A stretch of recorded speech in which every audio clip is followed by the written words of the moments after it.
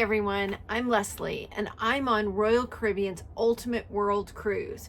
We are traveling the world over 9 months and I'm documenting all of it right here on Point Your Soul North. So thanks so much for joining me.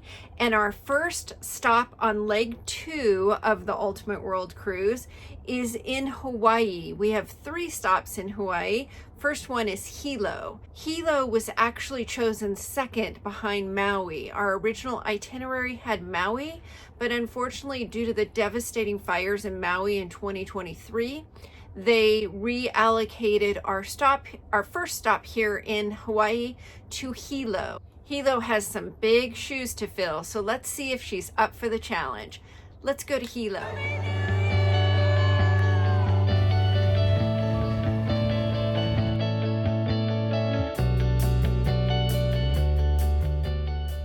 The cruise port in Hilo is in a kind of an industrial area.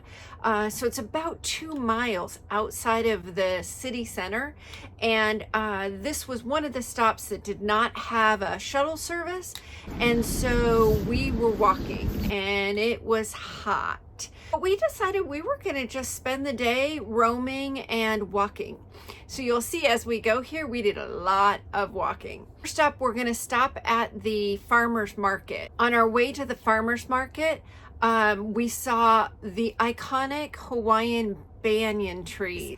And these trees are not only beautiful, they are humongous. If there's a word bigger than humongous, like, what would that be? Like ginormous. They are ginormous trees. You'll see here a couple pictures. They are everywhere and they are beautiful. They have huge bases, and then as they branch out, they have their roots grow down. So it is just a sight to see. I know it's crazy to think we're starting this video talking about trees, but they were so beautiful, and we had come to see them everywhere in Hawaii. We had been at sea for 6 days getting from LA to Hawaii, so we were ready to get our feet on the ground and really explore. So seeing the Hawaiian water, seeing the Hawaiian banyan trees, seeing all the beautiful flowers, it was a welcomed sight. We love the cruise days, but after 6, we're ready to hit the ground. This was the first time for both Roy and I in Hawaii.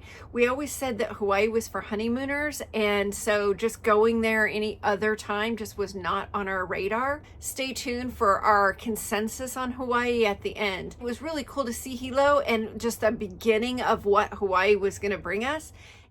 And seeing the outrigger canoes was just everything to Hawaii to me. It was real. These are really cool. Our first stop was going to be the farmer's market. The iconic Hilo farmer's market is really cool and a sight to see. If you're in Hilo, you want to go to the farmer's market. Also sounds strange that we're talking about a farmer's market, but it was really cool. It started out for farmers just pulling their trucks up in a parking lot and sharing their goods with their community. And it has since turned into 150 plus stalls. The farmer's market is open 7 days a week, 7 a.m. to 3 p.m. and they sell everything from local, fresh, beautiful fruits, gorgeous fresh flowers. I found out from Royal Caribbean that I can bring fresh flowers back on board as long as the roots aren't attached like a plant. And I so wanted to bring these beautiful flowers back, but as you'll see, our day went on. There was no time to be bringing flowers back. So I didn't, but I have it on my radar to get them in other ports. They had local crafted items at the farmer's market, food. There was stalls of every kind of art item. It was amazing. Falls. We decide to walk from the farmer's market to Rainbow Falls. This is about 4 miles. So remember, we're 2 miles in here getting to the farmer's market, but we decide we're on the ground, we have feet on the ground, we're happy, we're gonna walk and go see the falls. The falls are just off a parking lot, so they're super easily accessible regardless of whether you walk or drive. The Rainbow Waterfall is on the mighty Wailuku River, and the Wailuku just happens to be the longest river in Hawaii. It's 80 feet tall and almost 100 feet in diameter. The falls are a part of Hawaii State Park, and there's no fee to see the falls. And they're beautiful. They are also not to be missed. There are many legends about Rainbow Falls. One of the most well-known stories is about the goddess Hina, who is the mother of the legendary god Maui. Behind the falls, there's a huge cave where people believed Hina used to live. One day, a big lizard that lived in the Wailuku River threw a huge rock into the river mouth, blocking the flow. Hina sensed that the cave might be submerged by the rising water level of the river and cried for her son Maui to help her. Maui quickly paddled his canoe to the mouth of the river and destroyed the rock with one swift blow, saving his mother's life. Oh! When Maui rescued her, he then chased the giant lizard all the way from Rainbow Falls upstream to the boiling pots. Maui asked Pele, the goddess of fire, to heave lava into the river to get the lizard out. When the lava hit the river, the boiling water drove the lizard out of his hiding place, allowing Maui to kill him, and gave the current boiling pots at the top of the falls their name. Now, the boiling pots could be named boiling pots because as it rained, it looked like the water was boiling, and so yeah, that's probably more likely, but the legendary story is cool. Also, you don't want to skip. There's stairs to the left of the falls. It looks like when you walk up the stairs, you're going to get a different viewpoint of the falls, which you will. But what you will miss if you don't go is this incredible banyan tree. By incredible, I mean incredible. Like incredible.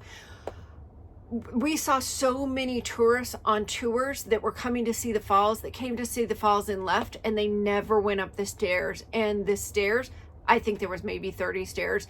You have to go up the stairs. They're on the left of the waterfall. And this one banyan tree, 600-year-old banyan tree, has mutated because remember they drop their roots down from their arms, and it has mutated into what looks like a banyan forest. It's really one tree, and it's so massive that these pictures in this video don't do it justice at all. It's like nothing I've ever seen, and was, in my opinion, cooler than the waterfall. And the waterfall was really cool. I love me a good waterfall, but the banyan tree was so amazing, and definitely don't miss it. We could have wandered all around in there for hours. It was so cool. It went all the way down the street, and yeah, it was never ending. It was super cool.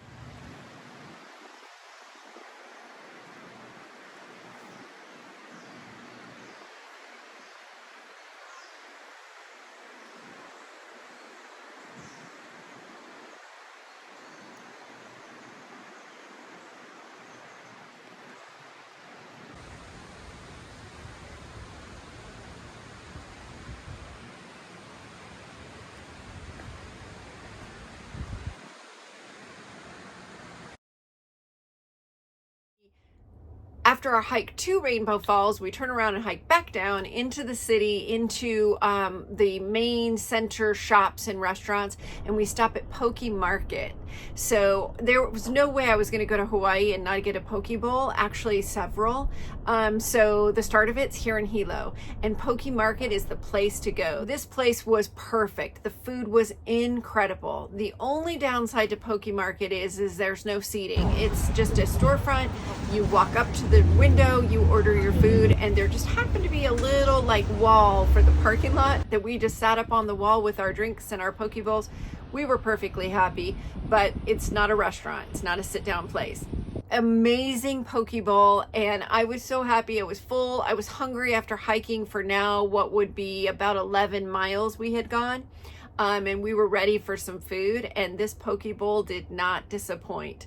It was so yummy. So there you have it, our perfect day in Hilo. We were super happy to get our feet on the ground, get some exercise, and see what Hilo brought us on the Ultimate World Cruise. And it did not disappoint. We had a blast.